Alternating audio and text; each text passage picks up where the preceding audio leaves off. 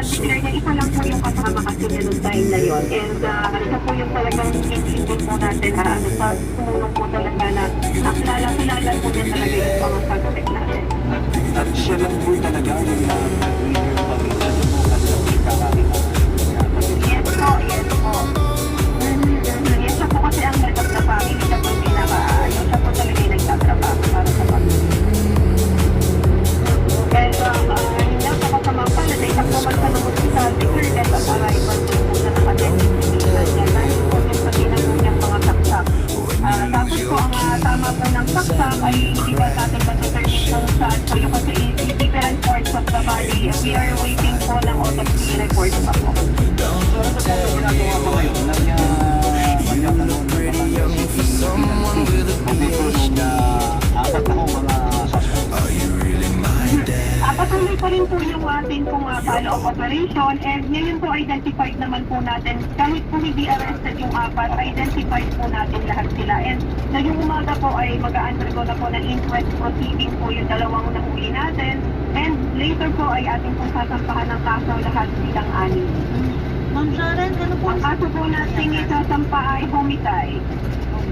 Homicide. Pero po Homicide. homicide. Lahat po sila. Pagka ganyan po ba, mayroong lumalabas na pinaka-leader o mastermind sa...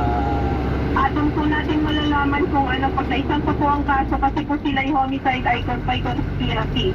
Lahat po sila ay act po ng isa ay act ng lahat. By conspiracy po sila. So lahat po homicide. Lahat po sila yun po ang kaso nila. Ay sasampa po natin. Sana ho naman, sa pamamagitan ho ng inyong tanggapan na ma'am, talaga mapanagot po natin yung po mga nagkasala po dito sa pangyayari ito. Kasi Yes nakakalimutan. po, mabilis po talaga ang ating action ng oras na yun kasi ang gusto po talaga namin makuha silang lahat. Pero syempre po ay mas sila, kumbaga po isa dami po nila at i-report po sa atin ay yung pinaka-hospital pa ho ang nag-inform sa amin eh. Kaya kung panawagan nga ho namin once na may pangyayari na ganito, ay tawag po agad sa amin. Para po at least po, kahit po medyo yung hospital lang tumawag sa amin, nagawan pa rin pong paraan na makuha po natin. Pati getaway car, at saka po yung ginamit na patalim, recover po natin at magagamit po natin yun laban sa kanila po. So nasa kustodiya po ninyo yung getaway vehicle? Yes, opo. Nasa atin po, nakuha po agad natin. Yun yung unang-una nating nakuha. At yun po yung personal na kinilala ng mga witness at saka po especially po yung anak ng biktima.